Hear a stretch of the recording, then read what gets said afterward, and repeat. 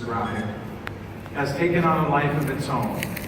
People can argue against the standard, they can talk what they like about their own standards, but this has become recognized within and outside of doTERRA as a recognizable mark for quality. And for that, I'm personally grateful, and you should be as well, because of all the hard work and the diligence that has gone into that.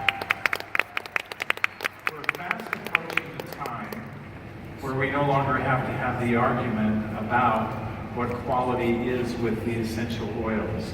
Now, this is not a new perspective in doTERRA. This is not something that we thought to ourselves, this would be interesting to start talking about this. This has been our perspective from the very beginning in doTERRA, and as evidence of that, we can look at some of the things that we've accomplished over the years, some of the processes that we've been through. It started in the very early days of doTERRA. We started looking at microanalysis, and Nicole gave you some really good insight into some of those things that she looked at. And by the way, I have to tell you, I made this announcement last year, and Nicole is being very modest again this year, which she does every time. We're really proud of Nicole. Nicole's married and has, I think, like 1 trillion kids, if I remember right. I think it's somewhere close to that number. She's very busy in all of her work here at doTERRA, but she's also continues to work on her PhD. She's formed a clinical trial for her PhD, and she did not share any of that. I was hoping that she would. But we're proud of her because as now she enters into the final stages of earning that PhD degree, I can tell you next year we'll announce her as Dr. Nicole. Nice.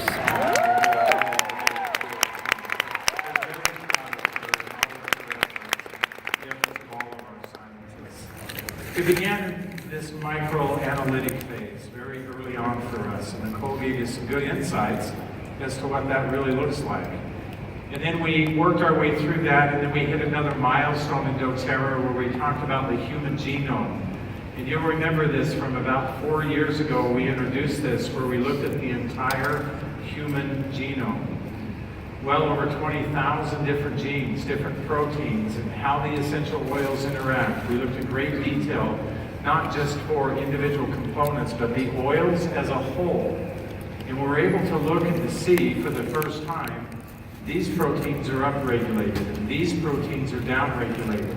And we're able to look at entire gene sets, and it began to give us a little bit of insight into how the essential oils were behaving and what some of the expectation could be from the essential oils. From there, we progressed into, and Nicole touched a little bit on this, we started talking about clinical trials. And although there's not a large presence of human clinical trials with essential oils, we aim to change that.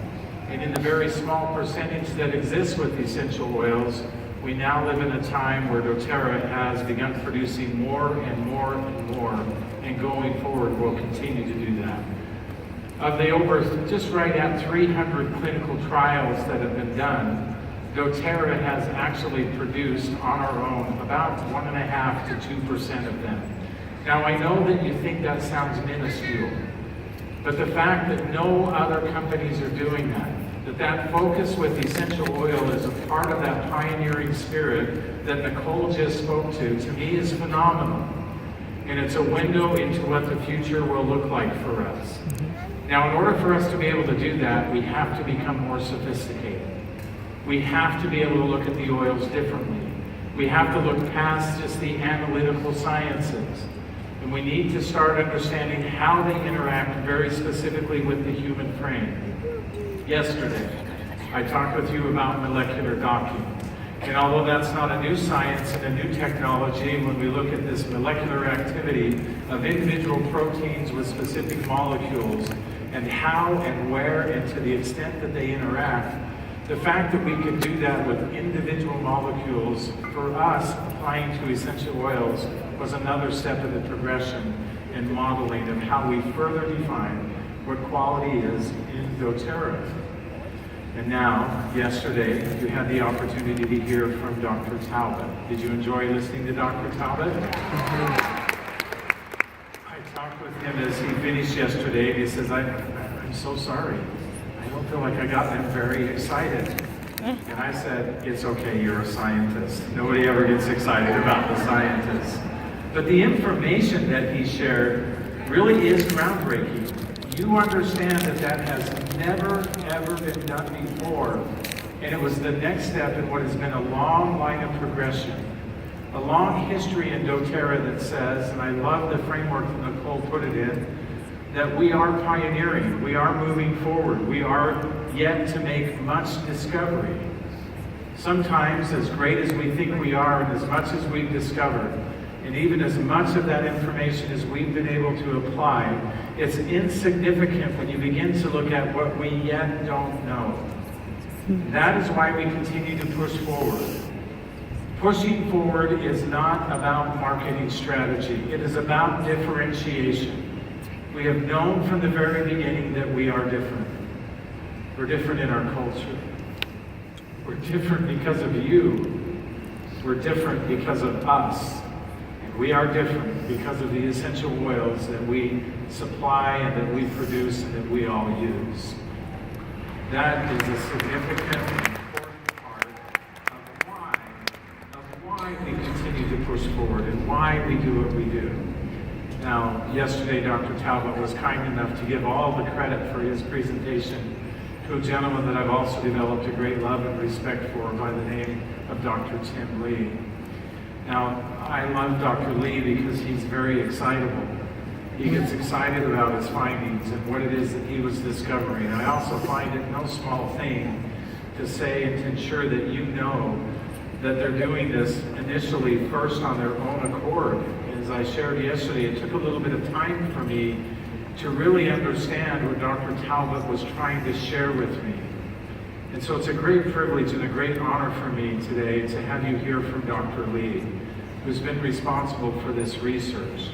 Now, as we do that, let me share with you why this becomes so critical and so important. Now, yesterday, Rob talked about CPTG, and he divided CPTG on your paper for you into two different categories. Certified pure, therapeutic grade. We've never just said that doTERRA oils are pure, because we're also interested in the benefits that we can receive from them. We need to know that they're going to do and accomplish the things that we are expecting them to. If we create a product, I want you to know it's very important to us that it behave in the way that we suggest that it will, that your experience with that product is good. It's not just mystery when we say Deep Blue is an excellent topical for you to use. We have reasonable assurance that Deep Blue will do exactly what it is that we say it will do because of all of the history that we've been through. And now we have the ability to have some additional insight. And when we look at purity of an essential oil, that is exactly what you've been hearing about all morning long. That is analytical chemistry. Tell me what components are there. Tell me, are they natural to that plant? Tell me if they're synthetic. Tell me at the ratios that they exist within. Tell me what the balance of the overall chemistry is. How come it's out of balance in this? And remember, we've introduced a number of different things to you, including arc plotting. I'm glad Nicole shared with you our ability now to look at the aromatic patterns of essential oils. We do so many things that are behind the scenes that you never ever see analytically, because that's the temperament and the environment that we now work within. It seems that when doTERRA created this environment of essential oils becoming important to the entire world, it came with a responsibility that we continue to define what essential oils actually are and should be. And that's the analytical arm of what we do at CPTG. Yesterday I introduced to you, and Tim introduced to you, and Dr. Talbot introduced to you what we mean by biological chemistry. It's the other side of things. I want, most especially today, to change the discussion about quality of essential oils. It is about analytics, and everyone does analytics. I will tell you that nobody does it better than we do. I believe that as sure as I'm standing here.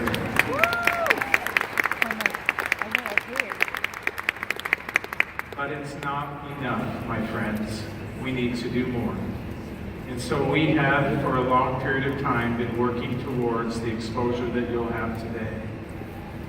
And the quality of essential oils is not just the analytics, it's also how they behave in your body. What's the outcome that they produce? Now, Dr. Lee is going to share with you how essential oils can look the same analytically, but they behave very, very differently when we use them. They can become destructive to tissue, even though they're supposed to be beneficial, among other things.